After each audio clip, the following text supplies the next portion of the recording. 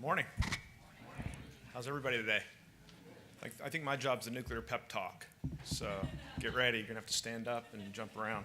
Well, I want to thank Josh, Susie, Kendra, and everybody at Third Way for planning such a great event. It's great to be back. I've been at all of these events, and I'm excited by the continued enthusiasm, the great turnout, so I really appreciate y'all being here. I want to start with innovation. No surprise, a National Lab person talking about innovation. But from the perspective of the laboratories, it's really important that you understand, and I'm going to say this over and over during my brief remarks, that one of the leadership positions that the United States has is the universities, the national laboratories, and the private sector that's represented in this room that's innovating in the advanced reactor space.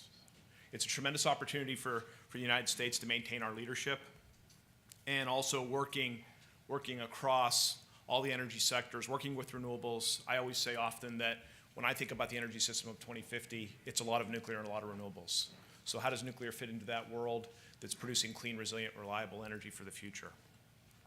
What I'm really pleased by is the conversation around nuclear is evolving, being more than just reliable, affordable, so-called baseload, but really entering into the conversation about how we protect our environment, how we mitigate the effects of climate change go forward. So a really, really important dialogue, and I'm glad we're continuing it.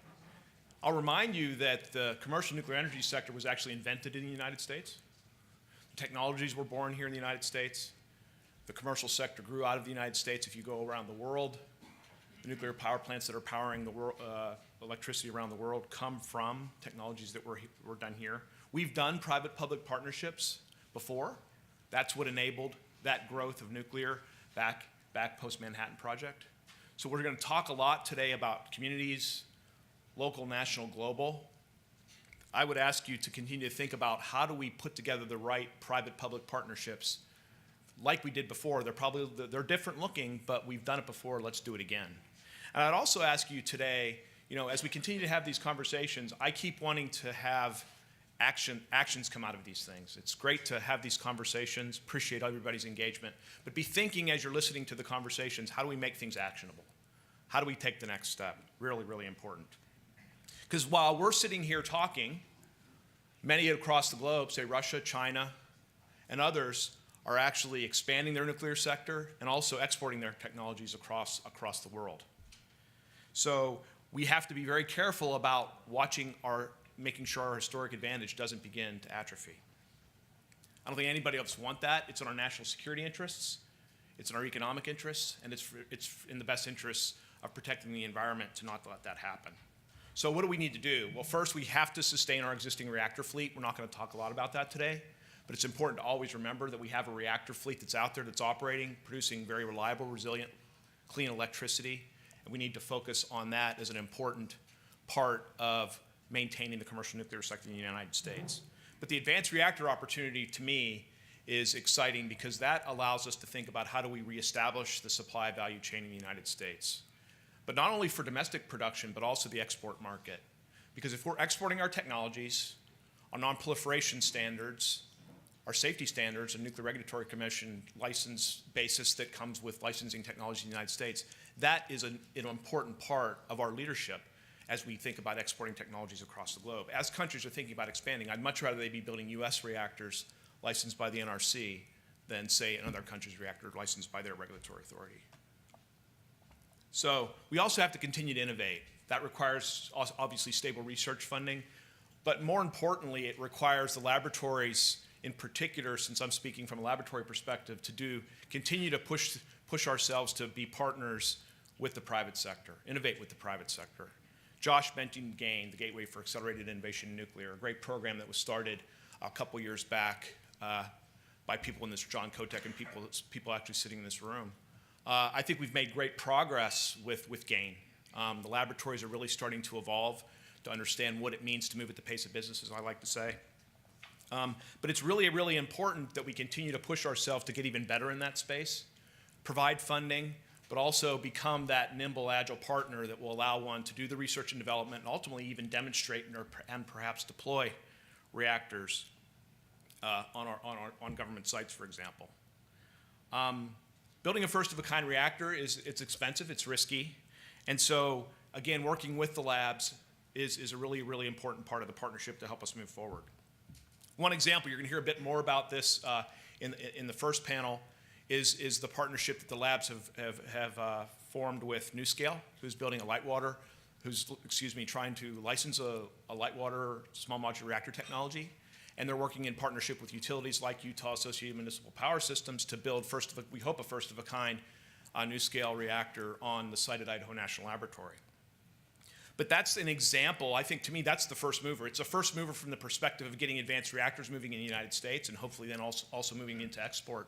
But it's also an example of how the labs can work with a company, with a utility or a utility consortium to actually enable next generation. So quite frankly, NuScale's the first one. I'd like to see other developers in this room. We are open for business. Come build reactors at INL. We got plenty of space. I've got a couple spots picked out. So please come see us. But it's an important part, and there's also research partnerships. We're exploring research partnerships with NuScale and UAMPS to actually use the first couple modules for research. So there's opportunities not only to provide that demonstration site, but also innovate in partnership and also continue to evolve the designs as they're built. So this is really, I'm trying to emphasize, it's just the beginning, right? The partnerships with industry, it's a starting point, but we at the labs are really, really excited about these continued partnerships.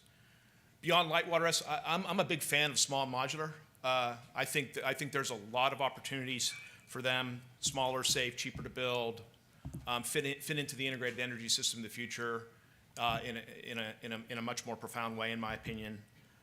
There's a lucrative and influential export market out there, I would maintain, that's out there for us to capitalize on and then again rebuild our supply value chain. We're of course also working in partnership on advanced reactor designs, some of which are also small modular reactor technologies, high temperature gas, liquid metal cooled, molten salt.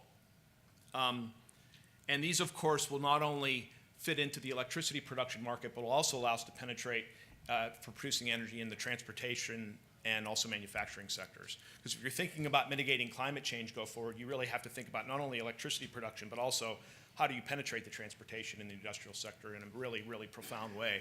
And nuclear technology will be an important part of that, in my opinion.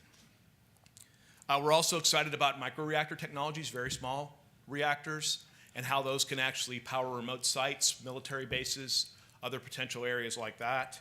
And also think about being able to, say, recover from natural disasters like a hurricane in Puerto Rico. What if we could have put a reactor on a plane, flown it down there, and actually brought Puerto Rico back up? So the resilience aspect, I'm really happy that the conversation around nuclear is about mitigating climate change, but it's also starting to be about resilience and reliability. I know that's a difficult conversation in this town, but I think nuclear energy is an important part of a resilient energy system go forward. So right now we account for about 30% of the world's nuclear generated electricity from the United States. That is shifting, as I mentioned. There is competition. I'll call out Russia and China once again as the competition in this space. But I would put to you that we're at a critical juncture in the United States. I'll call it a turning point. We have an opportunity. I'm very, very optimistic. I've already mentioned why. I'm optimistic because we've done it before. I'm optimistic because there's people sitting in this room who are deeply, deeply committed to making it happen, the future of nuclear energy happen. I'm a big, big supporter of the fact that the national labs and the universities, and also the innovators in this room in the advanced reactor space, that's the leapfrog opportunity. That's the opportunity for the United States to leapfrog and get back into leadership. The partnership with the government's key. So I think talking with policymakers about how to make that happen is really, really important. We need nuclear, we need the jobs. We need the access not only to the domestic market, but also to the export market, which is potentially substantial. Our national security cannot be emphasized enough, the importance of national security of a strong civil nuclear sector in the United States. And finally, I'll just reemphasize the importance of clean air and water. You know, our kids, our grandkids, our great-grandkids are counting on us actually not talking about it and actually going and doing something. So would appreciate everybody's commitment to that. We've done this before. Let's do it again. So thank you very much and have a fantastic day.